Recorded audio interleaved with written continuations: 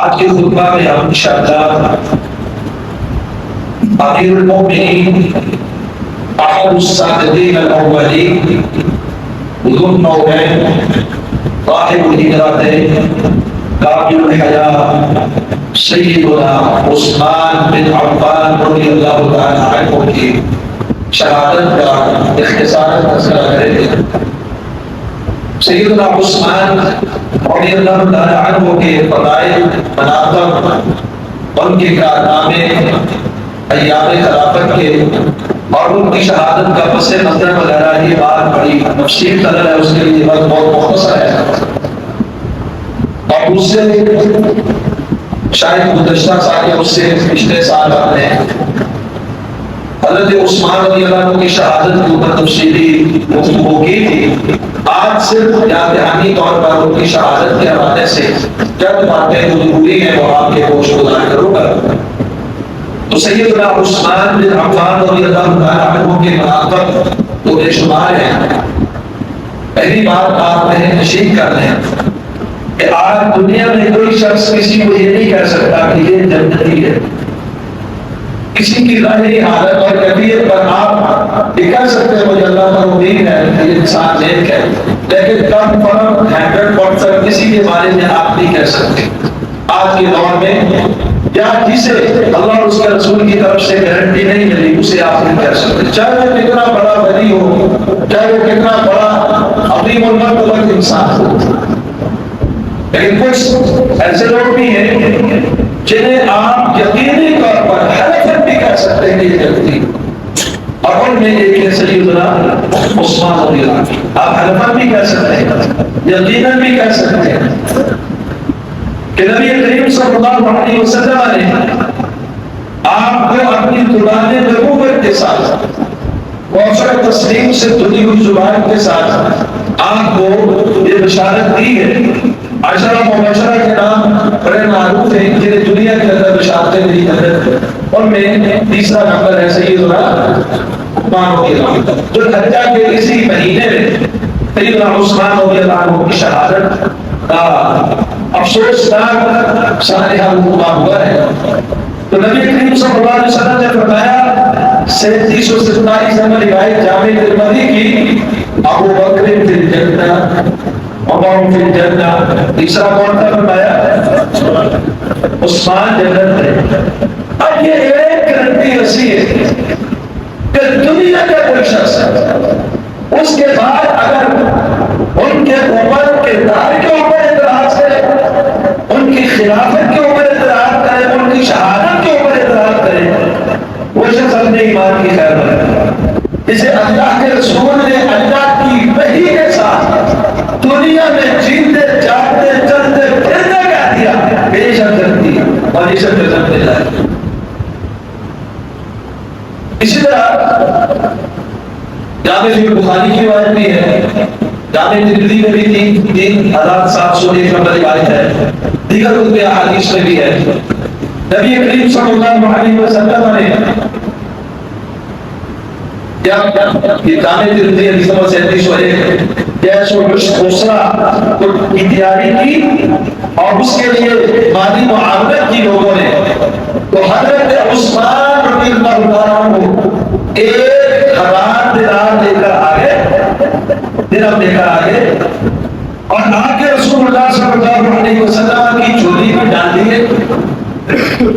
جب رسول اللہ صلی اللہ علیہ وسلم نے اپنی جھولی میں ان کو الٹا پلٹا 1000 دینار جیش و دوسرا جہاد کے لیے، اس موقع پر آپ نے ایک بات فرمائی، ما فضل عثمان ما عمل بعد اليوم، اگر آج کے بعد عثمان کوئی عمل بھی نہ کرے عثمان کو کوئی نقصان نہیں۔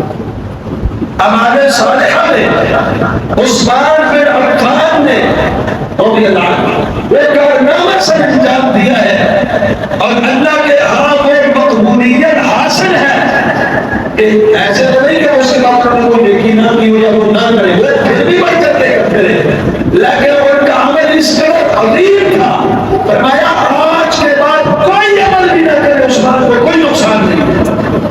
عثمان رضی اللہ عنہ جو عمل کر چکے ہیں وہی ان کی جنت کے سرفرازی کے لیے کافی ہے۔ اسی طرح جامع بخاری حدیث نمبر 2778 ہے، نبی کریم صلی اللہ علیہ وسلم نے فرمایا، حضرت عثمان رضی اللہ عنہ فرماتے الستم تعلمون، کیا تم یہ بات جانتے ہو کہ نبی کریم صلی اللہ علیہ وسلم نے فرمایا تھا بمن حفظ بالروما، جس نے بالروما کنویں کو کھدوایا فلہ جنت، اس کے لیے جنت ہے، اور وہ بالروما کھدوائی میں نے کروائی۔ لوگوں نے کہا ہاں ہم تصدیق کرتے ہیں۔ نبی علیہ السلام نے بہانے کی اشارت کی کہ عثمان رضی اللہ عنہ نے وہ کنواں کھدوایا، آپ نے فرمایا جو یہ کنواں کھدوائے گا وہ جنتی ہے۔ آپ نے فرمایا من جاہد جیسا العسرہ، جس نے جیش العسرہ کو تیار کیا فلہ جنت، اس کے لیے جنت ہے۔ وہ جیش العسرہ کی کس نے تیار کیا؟ تنگی والا وہ لشکر حضرت عثمان رضی اللہ تعالیٰ عنہ۔ اسی طرح جامع صحیح بخاری میں حدیث مسلم میں حدیث نمبر 2401 ہے، جامع صحیح مسلم حدیث نمبر 2401، سیدہ عائشہ صدیقہ طاہرہ ام المؤمنین رضی اللہ تعالیٰ عنہا بیان کرواتی ہے کہ نبی کریم صلی اللہ علیہ وسلم اپنے گھر میں عام حالات میں بیٹھے ہوئے ہیں، عام حالات، اور آپ کی پنڈلیوں سے کپڑا ہٹا ہوا ہے، اپنے گھر کے اندر بندہ اس طرح ساری سے بیٹھتا ہے، آپ بیٹھے ہوئے، اتنے میں ابو بکر صدیق رضی اللہ تعالیٰ عنہ تشریف لائے، آپ صلی اللہ علیہ وسلم اسی حالت میں بیٹھے۔ اس کے بعد حضرت عمر بن خطاب رضی اللہ تعالیٰ عنہ تشریف لائے، نبی کریم صلی اللہ علیہ وسلم آپ کی اسی حالت میں برقرار رہے۔ اس کے بعد سیدنا عثمان بن عفان رضی اللہ عنہ تشریف لائے، اور رسول اللہ صلی اللہ علیہ وسلم کا کہہ کے آپ نے اپنے کپڑے کو درست کر لیا۔ ام المؤمنین رضی اللہ عنہا نے پوچھا، جسے بخاری میں حدیث ہے کہ اللہ کے رسول ابو بکر ہے، حالانکہ آپ کو سب سے زیادہ محبوب ابو بکر ہے مردوں، اور کائنات میں انبیاء کا سب سے زیادہ فضیلت والا بھی ابو بکر ہے۔ کہا ابو بکر صدیق رضی اللہ عنہ آئے، آپ برقرار رہے، عمر بن خطاب رضی اللہ عنہ آئے، آپ برقرار رہے، یہ دونوں آپ کے سسر بھی ہیں، اور تیسرے آئے توحرے دعوت، یہ نماز بھی ہے اور توحرے دعوت۔ کہا جب عثمان آئے تو آپ اٹھ کر بیٹھ گئے اور اپنے کپڑے کو درست کر لیا، تو یہ کام آپ صلی اللہ علیہ وسلم نے کیوں کیا؟ کسی رشتے کی وجہ سے، دامادی رشتے کی وجہ سے، کسی اور وجہ سے؟ آپ نے وجہ بیان کروائی، الا استحی من رجل تستحی منہ الملائکہ، کیا میں اس بندے سے حیا نہ کروں جس سے آسمان کے فرشتے بھی حیا کرتے، جس سے آسمان کے فرشتے حیا کرتے ہیں؟ امام الانبیاء سید المرسلین سید ولد آدم جن سے حیا کرتے ہیں، آج لوگوں کو ان سے حیا نہیں آتی، اسے اپنے مان کی خیر بنانی چاہیے۔ وہ کامل الحجاب خانوادہ نبوت سے پانچویں پشت پر جا کر کا نسب رسول اللہ صلی اللہ علیہ وسلم کے ساتھ ہو جاتا ہے، جن سے آسمان کے فرشتے حیا کریں، جن سے امام المرسلین حیا کرے، لوگوں کو ان کے بارے میں بات کیا تو اتنے بے دھڑک ہیں اور بے لگان ہیں تو ان کے بارے میں گفتگو کرنے سے پیچھے نہیں رہتے۔ جامع صحیح بخاری حدیث نمبر 3691 ہے، رسول اللہ صلی اللہ علیہ وسلم بابوں میں سے ایک باب کے اندر تشریف فرما ہے۔ ابو موسیٰ اشعری رضی اللہ عنہ حدیث کے راوی فرماتے ہیں کہ اتنے میں بعد دروازے سے اندر آنے کی اجازت طلب کی گئی۔ امام المرسلین جو اللہ کے پیغمبر ہے اور اللہ کی وحی آپ کے پاس آتی ہے، آپ نے اس وحی کی روشنی میں فرمایا افتح لہ وبشرہ بالجنہ، جاؤ دروازہ کھولو اور جو بھی دروازے میں ہے اس کو جنت کی بشارت دے۔ کہتے ہیں دروازہ کھولا، دیکھا تو کون تھا؟ ابو بکر صدیق رضی اللہ عنہ۔ تھوڑی دیر گزرتی ہے، دروازے سے اجازت طلب ہوئی اندر آنے کی، کہا افتح لہ وبشرہ بالجنہ، اور یہاں کتنی بشارتیں دے رہی اللہ کی طرف سے دے رہی، اپنی طرف سے نہیں۔ کہا جاؤ دروازہ کھولو اور جو بھی ملے اسے دروازہ بھی کھول دو اور جنت کی بشارت بھی دے دو۔ دوسرے نمبر پہ آنے والا کون تھا؟ عمر بن خطاب۔ تھوڑی دیر گزرتی ہے،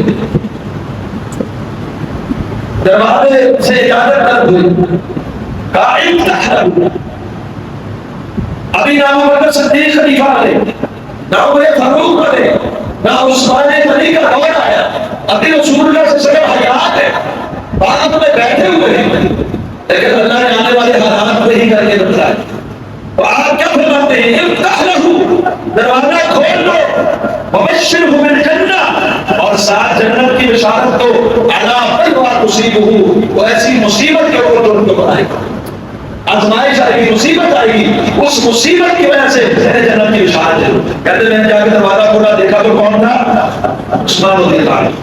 اب اس حدیث کے اوپر دو باتوں سے آپ غور کریں اور پچھلی حدیث کو بھی ساتھ میں لائیں. پہلی بات کیا، اور ایسے کئی واقعات ہوتے ہیں.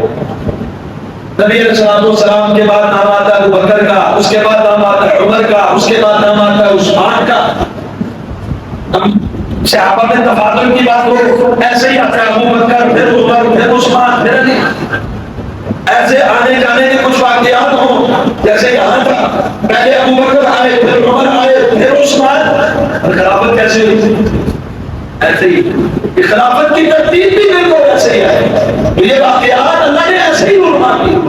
اور دوسری بات کہ نبی کریم صلی اللہ علیہ وسلم وحی کی روشنی میں ایک تو جنت کی بشارت سنا رہے کہ یہ پکا جنتی ہے، اور دوسرا مصیبت کی پیشن کوئی بتا رہے ہیں کہ ایک پریشانی، ایک مصیبت ان کے اوپر آئے گی، اور اس مصیبت کی وجہ سے ان کو اللہ سبحانہ وتعالیٰ جنت عطا فرمائے گا. حضرت عثمان نے جب سنا تو پریشان ہونے کے بجائے کیا کہا؟ اللہ المستعان، اللہ ہی مدد کرنے والا. ایسے معاملات میں اللہ سبحانہ وتعالیٰ ہی مدد کرنے والا ہے. تو جس شخص کو دنیا کے اندر کہا جائے یہ جنتی ہے، اس کا خاتمہ غلط ہو سکتا ہے. نبی علیہ السلام دیکھو کہیں کہ آپ جنتی ہیں، ان کا خاتمہ غلط ہو سکتا ہے. تو خاتمہ بالایمان ہے، ان کے ایمان کو گرنٹڈ چھوڑا. اور ایک کو جنت کی بشارتیں جا مل رہی ہے، موقع پر موقع مل رہی ہے، کوئی شک اور تردد والی بات ہی نہیں، مستند ترین روایات میں مل رہی ہے. دوسری بات ہے شہادت. اب اس روایت میں بھی نبی علیہ السلام نے اس واقعے کی طرف اشارہ کر دیا جو ان کی خلافت میں رونما ہوا. ایک مصیبت اور فتنہ آئے گا اور آپ کو اس کے بدلے میں جنت ملے گی. اور آپ نے دنیا میں ان کو بشارت دے دی تھی کہ آپ شہید ہو. آج تو کوئی ایسے بھی خبر ہو جائے، لوگ کہتے ہیں شہید، کوئی شہید ہو جائے، اب یہ نہیں پتا ہوگا اس کا آخری وقت کیسا تھا. تو ہم یہی کہہ سکتے ہیں ہمارا حسن تھا نہ شہید، لیکن یہ گارنٹی شدہ شہید ہے. ان کی شہادت حقیقی شہادت ہے جس میں ذرا برابر بھی کوئی شک اور تردد والی بات نہیں. کیوں؟ ابھی زندہ ہے اور نبی علیہ السلام کو کہہ رہے ہیں کہ یہ شہید ہو، یہ شہید ہے. اور جو شخص شہید ہو اس کا خاتمہ غلط ہو سکتا ہے، خاتمہ ایمان ہوگا، اس کا آخری عمل اچھا ہوگا کہ برا ہوگا. ہمارے کا تو خاتمے کے اوپر ہوتا ہے. تو یہ ان کے خاتمے پر بھی کامل اور ایمان ہونے کی گارنٹی ہے. شہادت کی بشارت اور پیشن گوئی کامل اور ایمان خاتمے کی گارنٹی ہے. اب نبی کریم صلی اللہ علیہ وسلم کی یہ مشہور حدیث آپ نے سنی، آپ اس میں کبھی غور نہیں کریں. جامع بخاری میں حدیث نمبر 3675. رسول اللہ صلی اللہ علیہ وسلم بہت پہاڑ کے اوپر ہے اور بہت نبی علیہ السلام سے محبت کرنے والا ہے، اور نبی علیہ السلام اور سے بھی محبت کرتے تھے. آدھا جب نہیں یہ وہ پہاڑ ہے جو ہم سے محبت کرتا ہے اور ہم اس سے محبت کرتے ہیں. یہ پہاڑ محبت میں کھلا، اس میں زلزلہ آیا کی تھی، لتا داری ہو. آپ نے اس پہاڑ کے اوپر جب آپ کھڑے ہیں، آپ کے ساتھ خلیفہ بلا فصل ابو بکر صدیق رضی اللہ عنہ کھڑے ہیں، آپ کے ساتھ شہید اسلام عمر بن خطاب رضی اللہ عنہ کھڑے ہیں، آپ کے ساتھ امیر المؤمنین سیدنا عثمان بن عفان کھڑے ہیں. آپ کیا فرما رہے ہیں؟ اس کو بہت بہت رک جا، فإن علیک نبی، آج تیری پشت کے اوپر ایک نبی ہے، وہ صدیق، آج تیرے اوپر کا ایک صدیق ہے، وہ شہیدان آج دنیا میں تو یہ چل رہے ہیں، لیکن دو شہید تیری پشت پر ہے جنہیں دنیا میں اللہ کے رسول صلی اللہ علیہ وسلم شہادت جیسی عظیم موت کی پیشن کئی دے رہے ہیں. کوئی ان کے خاتمے کے اوپر بات کرے، کوئی ان کے خلافت کے اوپر بات کرے، کوئی ان کے اوپر دیگر الزامات لگائے، اس کا پہلا اعتراض اللہ کی وحی کے اوپر ہوتا ہے، رسول اللہ صلی اللہ علیہ وسلم کی زبان نبوت کے اوپر ہوتا ہے۔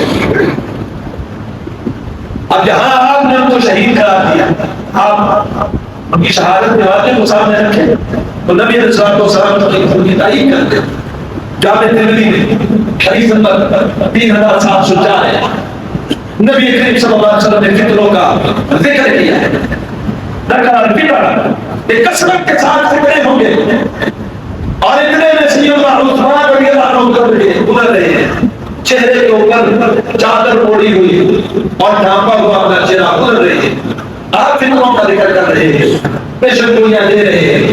آپ نے فرمایا کہ ہذا یومئذ علی الہدی، وہ جو شخص جا رہا ہے یہ فطروں میں ہدایت کے اوپر ہوگا۔ رضی صاحب نے کیا فرمایا کہ یہ شخص جو منہ پہ چادر اوڑھے ہوئے ہیں، ڈھانپے ہوئے ہیں، جب وہ فتنے ہوں گے یہ کس پہ ہوگا؟ ہدایت پر، اللہ کی وحی کی روشنی میں پہلے ہی پیشن گوئی دی، یہ ہدایت پر ہوگا۔ پڑھیے جا کے جامع ترمذی 3704 نمبر ہے۔ حقیقت میں گیا چہرہ کھولنا تو کون تھا؟ حضرت عثمان رضی اللہ عنہ۔ پھر بھی تسلی چہرہ نبی علیہ السلام کی طرف ہوا کہ اللہ کے رسول فتنوں کے دور میں تو ہدایت پر ہوگا، یہ شخص ہے، کہا ہاں یہی شخص۔ چہرہ ڈھانپا ہوا اتار کے دکھایا، تسلی کروائی، آپ نے پھر بھی تصدیق کی یہی شخص فتنوں کے دور میں ہدایت پر ہوگا۔ پھر آپ فتنوں کے دور میں سیدنا عثمان کا تذکرہ کرتے ہوئے ان کو الزام لگائے، اتہام بازی کرے تو آپ رسول اللہ صلی اللہ علیہ وسلم کی نبوت اور گارنٹی شدہ زبان کے اوپر آپ اعتراض کریں۔ اس لیے آج کے نوجوانوں کو سوشل میڈیا میں پھیلائے غلط پروپیگنڈے یا روافض اور دین روافض کی طرف سے پھیلائے گئے غلط قسم کے اور ملمس حادی والے پروپیگنڈوں سے اپنے آپ کو بچاتے ہوئے مستند ترین صحیح حدیث میں کوٹیشن کو یا رسول اللہ صلی اللہ علیہ وسلم نے دیے ان کے اوپر اعتماد کر کے اپنے ایمان کو مضبوط اور کامل بنانا چاہیے اور ان کے لیے اپنے دلوں کے اندر محبت رکھیں۔ یہ بات خلیفہ ہے، اللہ اکبر۔ امام احمد المسند کے اندر روایت آئی ہے، حدیث نمبر 24,253 کہ نبی کریم صلی اللہ علیہ وسلم یہ آخری دور ہے، آخری دور، آخری وقت۔ آپ کہتے ہیں کسی نے صحابی کو بلاؤ، کہا ابو بکر کو بلائے، کہا نہیں، کہا عمر کو بلائے، کہا نہیں، کہا علی کو بلائے، میں نہیں، کہا عثمان کو بلائے رضی اللہ عنہ، کہا جی ہاں عثمان کو بلائے۔ حضرت عثمان رضی اللہ عنہ کو بلایا، آپ نے ان کے ساتھ سرگوشی کی، آپ کے جب ان کے ساتھ سرگوشی کی ان کو معاملہ سارا بتایا اور سیدنا عثمان رضی اللہ تعالیٰ عنہ کا چہرے کا رنگ متغیر ہوئی۔ پھر جب رسول اللہ صلی اللہ علیہ وسلم جب حضرت عثمان رضی اللہ عنہ کی شہادت کا وقت قریب آیا، محاصرے کر رہے اپنے گھر کر رہے، اس وقت انہوں نے فرمایا کہ نبی کریم صلی اللہ علیہ وسلم نے مجھ سے وہ عہد دیا تھا، آج اس عہد پر قائم رہتے ہوئے میں اپنے اوپر صبر کر رہا ہوں۔ یعنی نبی علیہ السلام نے ان سے یہی عہد کیا تھا کہ آپ اپنی خلافت کے اوپر قائم رہیں، مصیبتیں فتنے دور راہوں کے آپ نے استقامت اختیار کرنے میں ٹھکرانا نہیں اور خلافت کو ان کے حوالے نہیں کرنا۔ اور اس بات کی صراحت بھی آپ نے کئی بار کی ہے زندگی میں، اس لیے انہوں نے جو کہتے ہیں نا کتنے بدنصیب کم عقل لوگ ہیں جو رسول اللہ صلی اللہ علیہ وسلم کے حکم کا پاس نہیں کر رہے کہ آپ حضرت عثمان رضی اللہ عنہ کہتے ہیں کہ صبر کرنا، اور حضرت عثمان اپنی جان دینے کے لیے تیار ہے اور رسول اللہ صلی اللہ علیہ وسلم کے حکم کا پاس رکھتے ہوئے جان چلی جائے، نبی علیہ السلام نے اس فرمان کی اطاعت کرتی ہے۔ علی کہتے چھوڑ دینی چاہیے تھی نا، کیوں نہیں چھوڑی؟ فتنہ ہی ختم ہو جاتا، فتنہ ختم نہ ہوتا، فتنہ مزید بڑھتا، بلوائیوں کے پاس خیالات آتے ہیں۔ اللہ کا اس کے دوران کیا حکمت تھی کہ اللہ کے رسول نے آپ کو اسی حدیث میں آگے دوسری حدیث، اگر آپ کوئی حدیث بھی ذہن نشین نہ ہو، اس ایک حدیث کو ذہن نشین کر لیں حضرت عثمان رضی اللہ عنہ کے حوالے سے، آپ کے سارے اشتراک، آپ کے سارے اعتراضات۔ امام ابن ماجہ سنن ابن ماجہ میں سے سند کے ساتھ روایت کیا ہے حدیث نمبر ہے 112. امام احمد نے مسند کے اندر روایت کیا ہے. حدیث نمبر ہے 24566. روایت کیا ہے؟ نعمان بن بشیر رضی اللہ تعالیٰ عنہ فرماتے ہیں کہ نبی کریم صلی اللہ علیہ وسلم نے حضرت عثمان نے خلاصہ بیان کیا، اختصار حضرت عثمان رضی اللہ تعالیٰ عنہ کو فرمایا تھا کہ اللہ سبحانہ و تعالیٰ آپ کو اگر حکومت عطا فرما دے، اللہ سبحانہ و تعالیٰ اگر آپ کو حکومت عطا فرما دے اور فَأَرَادَكَ الْمُنَافِقُونَ أَن تَخْلَعَ قَمِيصَكَ الَّذِي قَمَّسَكَ اللَّهُ، اور منافق اس بات کا ارادہ کرے کہ جو قمیص اللہ نے آپ کو پہنائی ہے اس کو اتارنے کا ارادہ کرے، فَلَا تَخْلَعْ، تو اس قمیص کو نہیں اتارنا. آپ نے 3 مرتبہ یہ بات ارشاد کی اور 3 مرتبہ ارشاد کیا فرمائی؟ اس الفاظ کے اوپر آپ غور فرمائیں کہ اللہ اگر آپ کو حکومت دے. دوسری بات فَأَرَادَكَ الْمُنَافِقُونَ أَن تَخْلَعَ قَمِيصَكَ، منافق اگر ارادہ کرے تیری اس قمیص کو، اس حکومت کو چھیننے کا، اتارنے کا. کون سی قمیص؟ الَّذِي قَمَّسَكَ اللَّهُ، جو اللہ نے آپ کو پہنائی ہے. فَلَا تَخْلَعْ، اس کو اتارنا نہیں. 3 مرتبہ آپ نے یہ بات ارشاد فرمائی، تاکید کے ساتھ 3 مرتبہ. اس حدیث کا آپ غور کریں تو پہلی بات یہ ثابت ہوتی ہے حضرت عثمان رضی اللہ عنہ کی خلافت. میرا جملہ نوٹ بھی کرے، ذہن نشین بھی کرے. حضرت عثمان بن عفان رضی اللہ عنہ کی خلافت محض شرعی فیصلہ نہیں تھا، اللہ کی طرف سے وحی خلافت ہے جس کی پیشن گوئی رسول اللہ صلی اللہ علیہ وسلم نے بہت پہلے اپنی زندگی کے اندر کیا. آپ کو اللہ نے جو قمیص بنائی ہے اس قمیص کو نہیں اتارنا. اگر اللہ آپ کو حکومت دے دے، منافق آپ کی قمیص اتارنا چاہے، آپ نہیں اتارنا اس قمیص کو جو اللہ نے بنائی ہے. تو اللہ نے آپ کو حکومت اور خلافت عطا فرمائی. حضرت عثمان رضی اللہ عنہ خلافت کے اہل تھے یا نہیں تھے؟ اگر کوئی کہے نہیں تھے تو خلافت کے اوپر ان کو کس نے عطا کی؟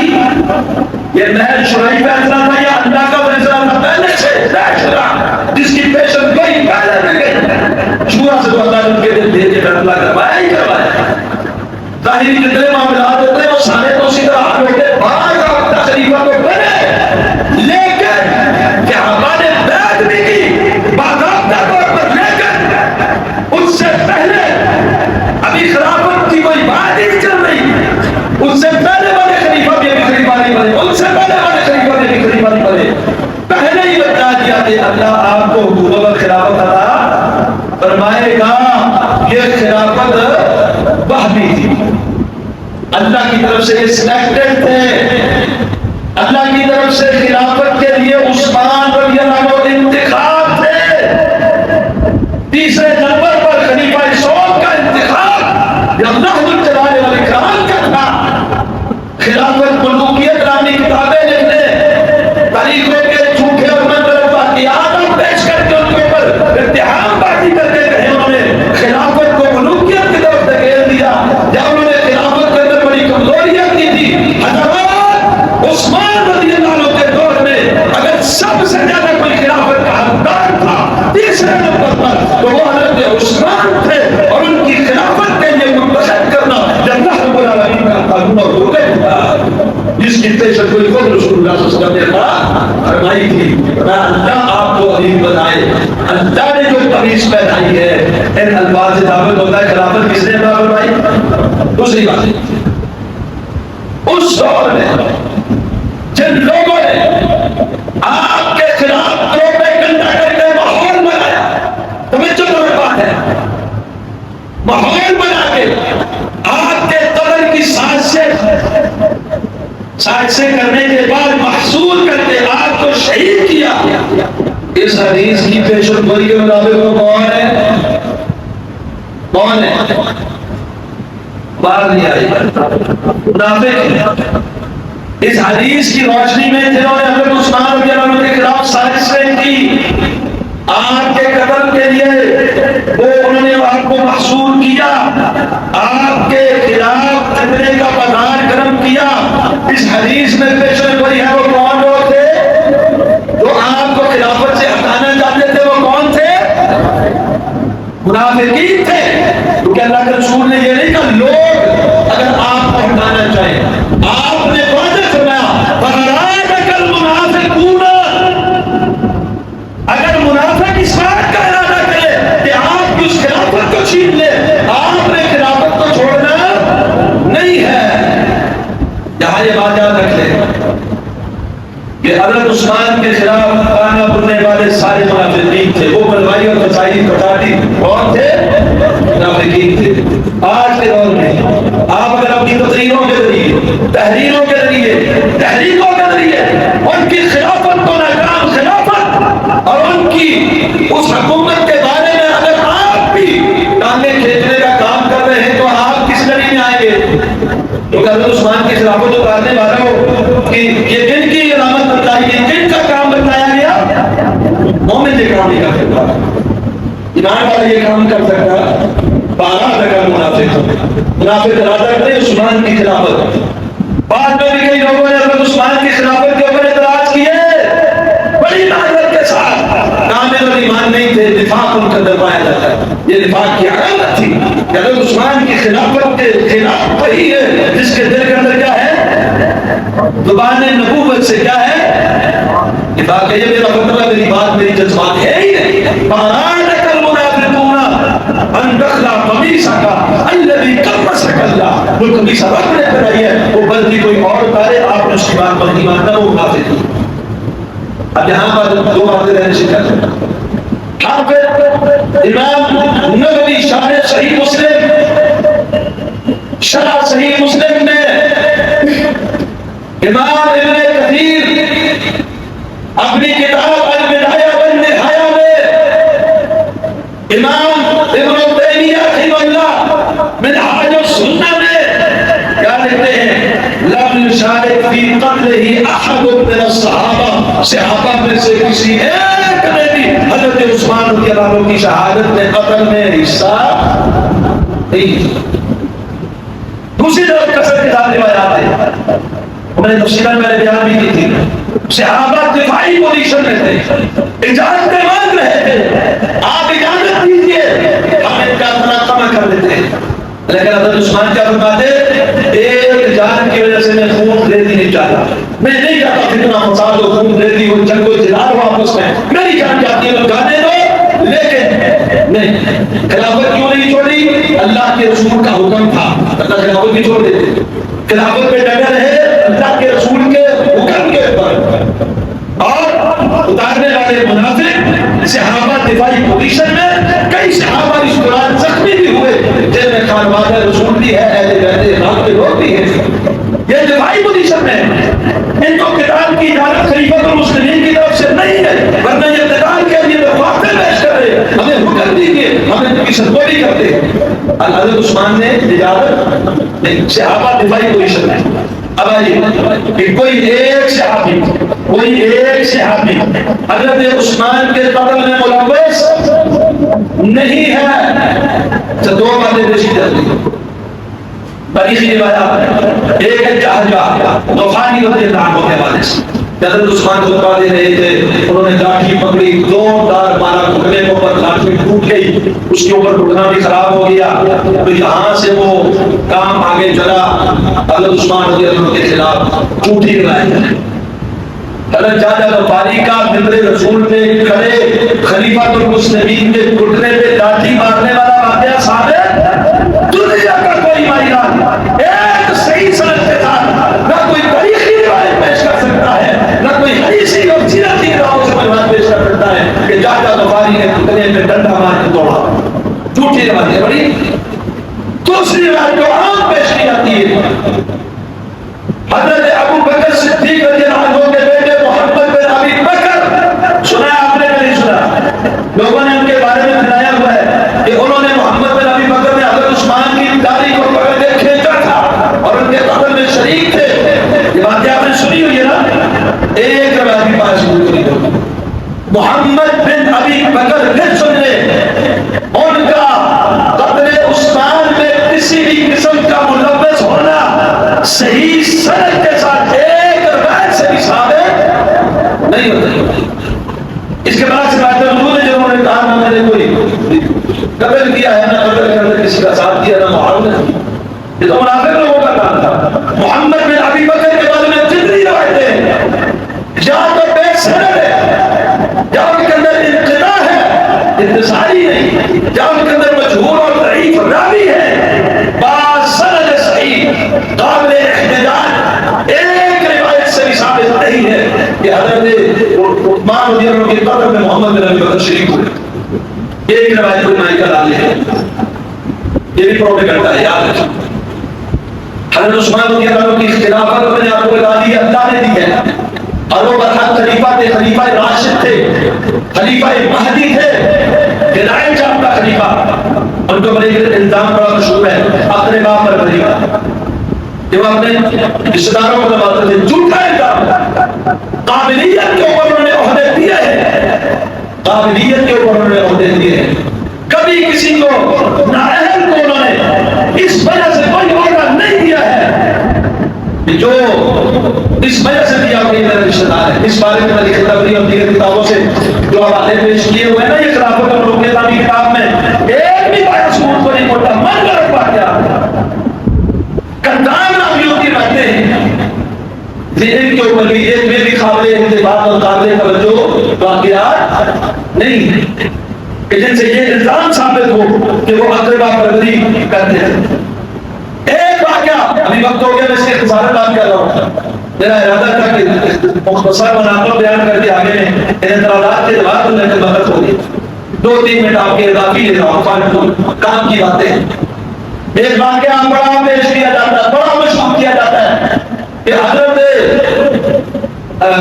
جو ہے حکم کو اور ان کے بیٹے مروان کو رسول اللہ صلی اللہ علیہ وسلم نے چلا بدل کیا تھا، اور حضرت عثمان نے انہیں واپس بلا لیا مدینے میں.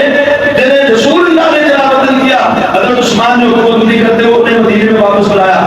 رب کی آپ کی قسم صحیح سند سے نہیں ثابت، جھوٹا واقعہ ہے. یہ واقعہ بھی کسی صحیح سند کے ساتھ ثابت کہ حضرت عثمان نہ چلا بدلی کا واقعہ ہی نہیں ثابت، بلانا بات کی بات ہے. حضرت عثمان کا مروان کو مدینے واپس بلانا یہ بات کی بات ہے. رسول اللہ کا صلی اللہ علیہ وسلم ان کو چلا بدل کرنے والا واقعہ ایک بھی صحیح سند کے ساتھ ثابت. اس لیے جھوٹے واقعات، منگل تاریخی روایات اور ان چیزوں سے اپنے آپ کو بچاتے ہوئے آپ نے کیا کرنا ہے؟ رسول اللہ صلی اللہ علیہ وسلم کی کوثر و تصدیق سے جڑی ہوئی زبان نبوت کو مایت والے ہوائی ہوئے وقت یوحنا سے جو الفاظ نکلے ہیں مستند ترین روایات میں، جن کی سند میں ذرہ برابر بھی کوئی شک و شبہ والی بات نہیں ہے. بخاری کی روایات اور دیگر کتب احادیث کی روایت ہے کہ حضرت عثمان کون ہے؟ جنتی. حضرت عثمان کون ہے؟ جنتی. حضرت عثمان کیا ہے؟ شہید. کیا ہے؟ شہید. ان کی خلاف جتنے لوگوں نے انہیں خلافت کس نے عطا فرمائی؟ پہلے پیشن کو مل گئی تھی. ان کے خلاف پروپیگنڈا کرنے والے کون تھے؟ منافق. کسی ایک صحابی نے بھی ان کی قتل کے اندر شرکت نہیں کی. اللہ سے دعا ہے اللہ ہمیں حق سمجھنے کی، اپنانے کی، بیان کرنے کی توفیق عطا فرمائے. تمام صحابہ کرام اہل بیت رضوان کی سچی محبت اللہ ہمارے دلوں کے اندر وہ پیوست کر دے، اور ہر قسم کے رافضی اور ناسبی پروپیگنڈوں سے اللہ ہمیں محفوظ کرتے ہوئے اہل سنت والجماعت کے وہ جو اصولی عقائد ہیں ان کے اوپر چلنے کی توفیق عطا فرمائے. قل قولی ھذا واستغفر اللہ لي ولکم.